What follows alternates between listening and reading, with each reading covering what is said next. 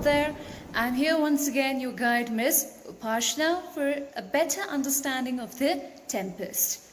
Okay, and today's session is basically for class 11ers, okay, the ones who have joined in recently. And before we delve into the text directly, let me just give you a brief background of the play, right? So we do not know the particular date as to when the play was written, right? So the play is supposed to have been written somewhere between 1603 and 1613, somewhere between the two, right? And talking about the genre of the play, let me tell you that this particular play, The Tempest, it does not fall into the genre of either tragedy or comedy. Okay, because we know that other Shakespearean dramas like Taming of the Shrew, A Midsummer Night's Dream, Twelfth Night, Merchant of Venice, all these plays they fall under the category of comedy. Okay, and then we have other plays like Othello, King Lear, Macbeth, Hamlet, Julius Caesar. All these plays they fall under the category of tragedy. But this play, The Tempest, it does not fall into the category of either tragedy or comedy. Okay, it is an amalgamation of both. It contains aspects of both tragedy and comedy.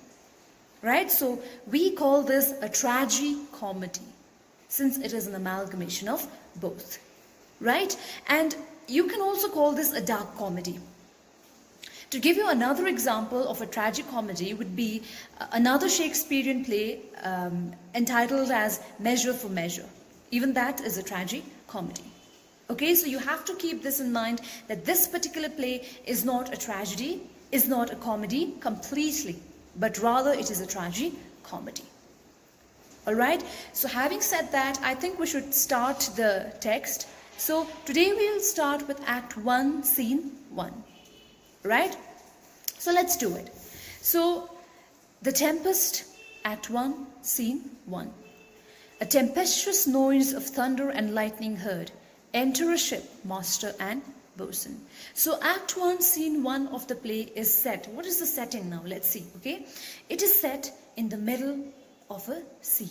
There is a fleet of ships, including the royal's ship, okay, which boards important personnel like Alonso, King of Naples, Antonio, the Duke of Milan, Sebastian, the brother of King Alonso, okay, we have Ferdinand, the Prince of Naples, all right, and then we have Gonzalo, the wise counselor, and we have other miscellaneous characters like Adrian, Francisco, Stefano, Trinculo, and others.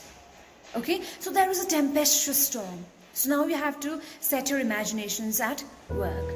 Alright? It is something, to give you an analogy, it is something like the movie Titanic. Okay, the chaos and confusion. Okay, so you can imagine that, the same scenario. Alright? So here there is a tempestuous storm. There is heavy downpour. There is lightning. There is thunder. Okay, the winds are howling. The waves are roaring. And then enters the ship, the king's ship. Okay, and then first we are introduced to the crew members. That is the master, who is the captain of the ship, the boatswain, who is the officer in charge, okay, who is in charge of equipments and crew members, right? And then we have the mariners, meaning the sailors. Okay, so let's do it. Master, boatswain, here master, what cheer? Master, good. Speak to the mariners. Fall to it yearly, or we run ourselves aground. Be stir, be stir. Right? So first enters the master, the captain of the ship, and he is calling the boatswain. Boatswain, where are you? And the boatswain comes in. Yes, master. What is it? And the master gives him instructions. He tells him, go and attend to the mariners, meaning the sailors. Give them instructions, because we are about to meet our doom, because the ship is about to wreck. We are afraid it might, it might go into the shallow waters. Okay, so be stir, be quick, be quick. Go and attend to the mariners. Go and attend to the sailors. Give them instructions. Alright, because the ship is about to wreck. And then after saying that, the master exits. And now enters the mariners, the sailors. Bosun. Hi, my hearts, cheerly, cheerly, my hearts. Yare, yare, take in the topsail, tend to the master's whistle, to the storm. Blow till thou burst thy wind of room enough. Okay, so then comes the mariners, sailors, and now the bosun is addressing them. Okay, here you are, my brave hearts, my courageous men. So now, in this time of dire need, you must go and attend to the topsail. Okay, topsail is the cylindrical pole on the ship to which the sail is attached. Right, so go and attend to the topsail. You must lower it because the ship is about to wreck. And then the winds howl. Alright, and this bosun is a very cocky character, very rough with words. So he just turns to the howling winds and curses them by saying, howl as much as you can, there is room enough. Alright, he's a very cocky fellow. And now for the first time we are introduced to the royal passengers. So enter Alonso, the King of Naples, Sebastian, brother of Alonso, Antonio, the Duke of Milan, Ferdinand, the Prince of Naples, Gonzalo, the Vice Councillor, and others. So for the first time we are introduced to the royal passengers. So now they come in to where the bosun is. Till now they had been in their cabins, okay, somewhere in the lower deck of the ship. So now they come in, okay, and Alonso says, good bosun, have care, where's the master, play the men. So Alonso comes in and he asks the bosun, where is the master, where is the master?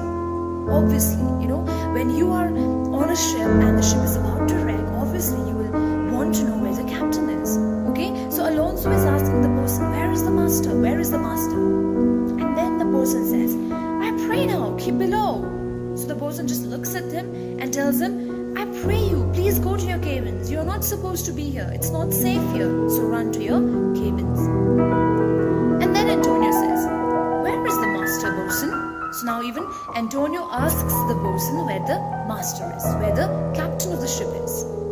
Alright? And then now the bosun starts getting irritated because he is trying hard to control the ship. He's working with the crew members, the mariners, and now these people are coming and creating hindrance on his work. Okay, so he gets irritated and he tells them, do you not hear him? You mar our labor. Keep your cabins. You do resist the storm. So the bosun tells him, okay, don't you hear him? He must be somewhere here. Don't you hear him whistling somewhere here? And what are you doing here? You're marring our labor, meaning you are creating hindrance in our work. You are disturbing us. Run to your cabins. Do you assist the storm? Are you in favor of the storm or what? You should be in your cabins. Okay? Instead, you are distracting us. Right? And now, Gonzalo says, nay, good. Be patient. So as I told you that Gonzalo is an old counselor, a very wise man, and he is the one to always trying to keep the situation under control. So then he just calms the bosun and says, I pray you, please be quiet. Please be calm down. Okay? And then the bosun says, when the sea is hence, what cares these roarers for the name of king? To cabin, silence, trouble is not. So this is very important. Okay, the bosun is so irritated, and then he says, when the sea is hence, meaning when the sea is like this, when the sea is mad with rage, okay, about to engulf our ship, when the sea is like this, accompanied by the heavy rainfall, the thunder, the lightning, the waves, the howling winds, when the sea is mad with rage, like it is now. What cares these roarers for the name of kings? Meaning, these roarers or the howling winds or the natural elements like the rain, the thunder, the storm, the howling winds, the roaring waves, they do not care for the name of kings. Alright? These natural elements, they don't care whether it's a king or a common man. Okay, the winds are not going to say that, okay, since you're a king, let me spare you. Since he is a poor man, let him die. No. The howling winds and the natural elements, they do not care for the name of kings. So now you go to your cabins and keep shut. I pray you. Okay, so he tells them to run to their cabins. And then Gonzalo says, good, yet remember whom thou hast approved. Okay, so then Gonzalo says, okay, we will go to our cabins, but just remember that we have a very important person on ship, and that is King Alonso. So his safety should be our first priority. Alright, and then again, this infuriates the bosun more. So he says, none that I love more than myself. You are a counselor. If you can command these elements to silence and work the peace of the present, we will not hand a rope more. Use your authority. If you cannot, give thanks you have lived so long and make yourself ready in your cabin for the mischance of the hour. If it so happen, surely good hearts out of the way, I say. Okay, so the bosun tells this to Gonzalo. Alright, he says, at this moment, okay, at this particular moment when we are ready to meet our doom, at this moment when the ship is about to wreck, at this moment, even my life is so dear to me. At this moment, the safety of all my passengers, including myself, is what matters to me the most. I do not care whether it is a king or a common man. And you, since you are a counselor, a man of authority and power, if you can use your authority and calm the storm and save us, then please do so. Go ahead. We will just sit back. Alright?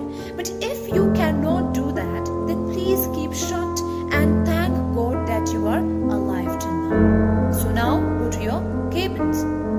Okay? And be prepared for the mischance of the hour. Meaning, be prepared for the worst. So now go, run into your cabins, no more. Alright? And then after saying that, he exits. The bosun exits. Okay? And now Gonzalo, in order to lighten the situation, in order to lighten the mood, he makes a very witty comment. You have to mark this as important. Okay, this is very witty. So Gonzalo says this to Alonso, Ferdinand, Antonio, Sebastian, and the others. Okay, so he says, I have great comfort from this fellow. Methinks he hath no drowning mark upon him.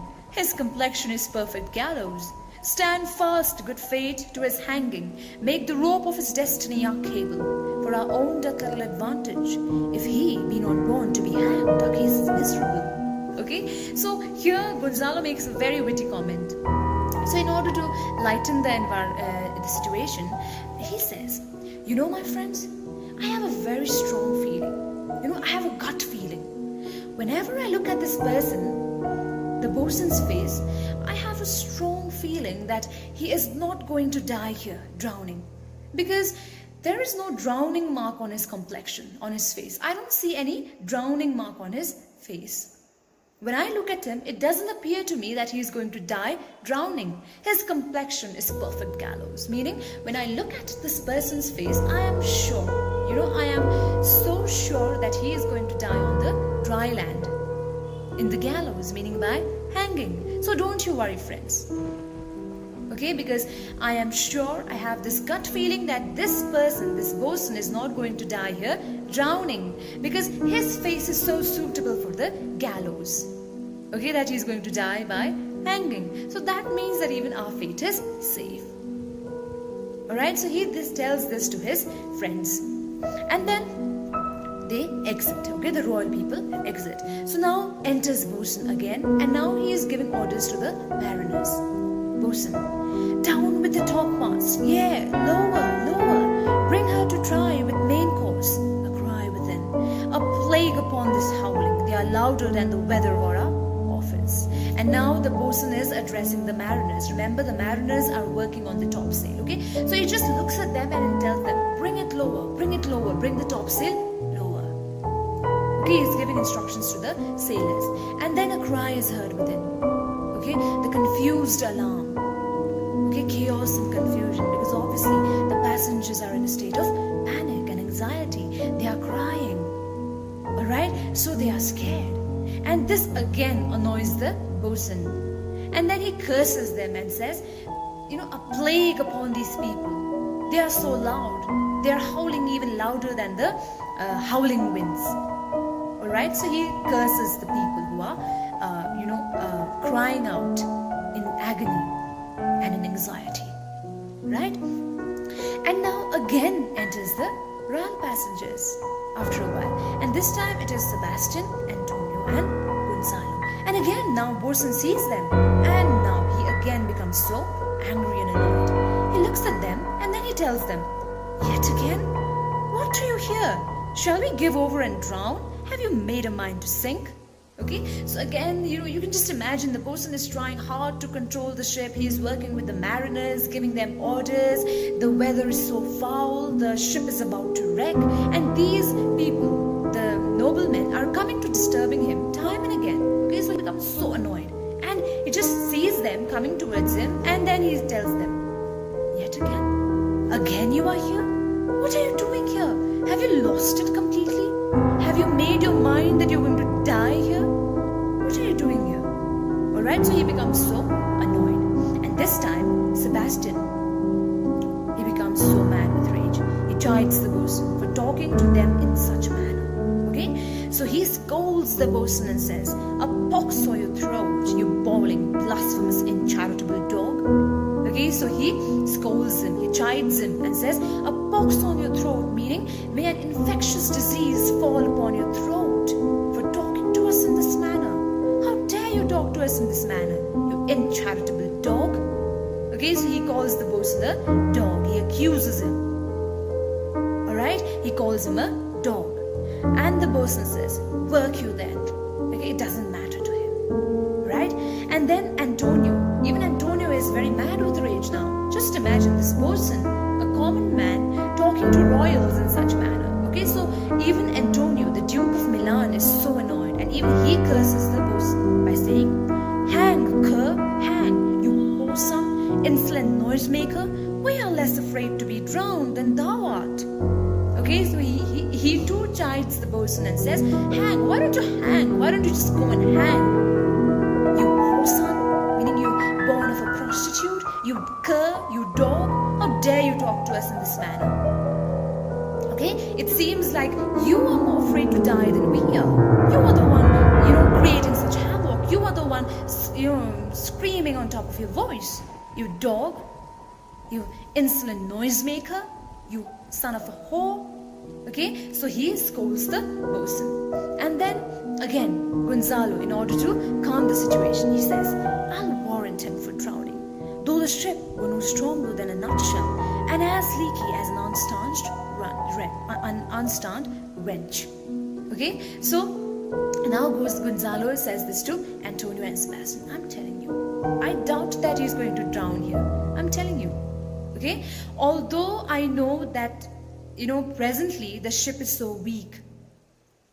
Okay, the ship is so weak that it is no stronger than a nutshell. Okay, it is no stronger than a nutshell. It may crack or split apart any moment. The ship may wreck any moment. It is leaking from everywhere. Water is seeping in. I know that the ship is in a very bad condition. It may wreck anytime. But still, I have a gut feeling that this bosun is not going to die here drowning, but rather he's going to die on the dry lands by hanging.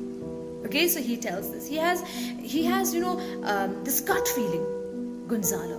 Okay, and now at this moment enters the mariners, and the mariners are all wet. Okay, the mariners come in. Remember, they had been attending on the topsail, so they come in. They are drenched, they are dripping. Okay, they are all wet. The poor sailors. And what do they say? All lost to prayers, all lost. So the mariners come in. They are all wet, drenched, and they say, "All's lost now," meaning all hope is lost. We have done the best that we could have, but now nothing can be done. The ship will wreck. The only thing that we can do is now pray, because all hope is lost. Okay, because the ship is about to wreck. And then the bosun, he says, "What? Must our mouths be cold?" Okay, so the bosun says, "What? Are we going to die really?" Okay, and at the moment of our death, will our mouths or our lips turn blue with cold? Meaning, are we going to meet our death by praying and chanting the name of the Lord, that our lips will turn blue from cold? Are we going to die like that? Alright? And then Gonzalo says, the king and prince at prayers, let's assist them, for our case is as theirs. Okay? So Gonzalo says, I think, friends, we must go and assist the king, King Alonso, because he's already in his cabin with his son. Okay, and they are praying. So I think we must go and assist them, because even our fate is the same. We are all going to die. Okay, and at this moment, even Sebastian is really scared. He's panicking and he says, I'm out of patience, I'm going mad, I don't know, I'm not being able to think, I'm not being able to act, I'm out of patience. Okay, and then Antonio said, we are merely cheated of our lives by drunkards. This white-topped rascal, thou mightest lie drowning the washing of 10 tides. Okay, so now Antonio puts the blame on the bosun. He accuses him by saying, we are in this situation because of idiots and rascals like this white-mouthed bosun. Okay, because he was talking all the time. He was howling all the time and not doing his work properly. So because of these idiots, we are going to die. Okay, so he accuses the bosun. But we know the truth. The bosun, including the crew members, they have done all that they could have. Alright? And then Gonzalo says, again, even in this dire strait, okay, he makes this witty comment. Gonzalo says, he'll be hanged yet, though every drop of water swear against it and gape at widest to glut him.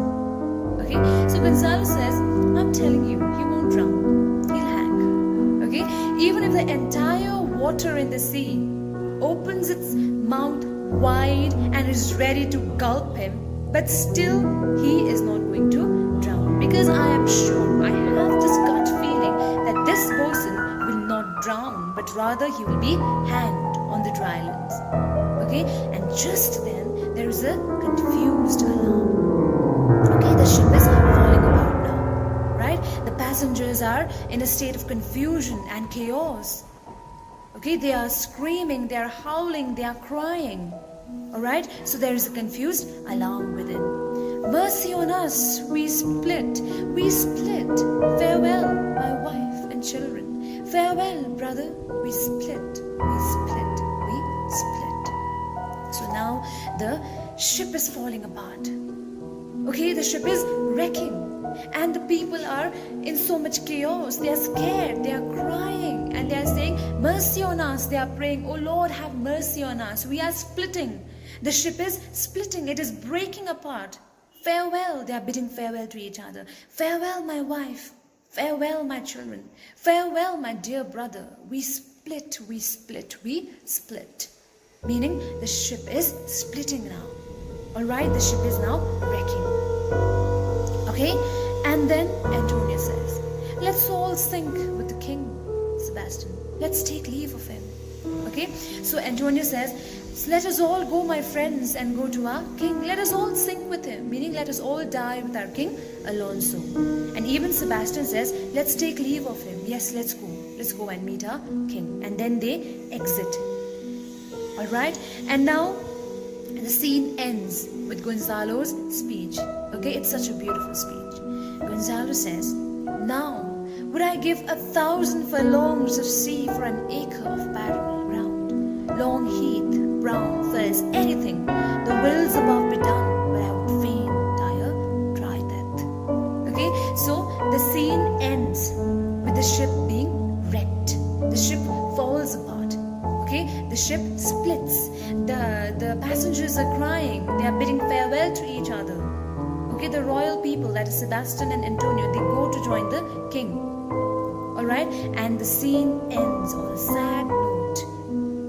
Okay, this tragic note where the ship wrecks, and it ends with Gonzalo's speech, where Gonzalo says, now at this particular moment when I am about to die, when we are all about to die, at this moment I would readily give thousands of furlongs of sea I would readily give thousands and thousands of furlongs of sea just in return of 1 acre of dry land. And it wouldn't matter, even if there are, bushy, even if there are thorny shrubs growing on the ground like firs. It wouldn't matter as long as I have a small, piece of land to stand on. That would be all that matters. So at this moment, I am readily, I'm ready to give thousands and thousands of furlongs of furlongs of sea just to get a piece of dry land, because I do not want to die drowning. I would love to die a dry death. And so this is how the scene ends. It ends on a very tragic note. It begins on a tragic note where we see that the ship is about to be, where the ship is tempest tossed and it's about to wreck. And ultimately, when the scene ends, when Act 1, Scene 1 ends, we see that the ship wrecks. It falls apart. People are bidding farewell to each other. Alright? So this scene is very important. Act 1, Scene 1 is very important. This scene is from where we get the title of the play, that is the Tempest. So I'm sure, I hope that this session was fruitful to you all. And if you have any doubts and queries, you may feel free to drop your messages on the comment box. And please don't forget to subscribe and hit the notification button. Notification bell. And so I'll take your leave now. I'll see you again in the next session. So thank you so much.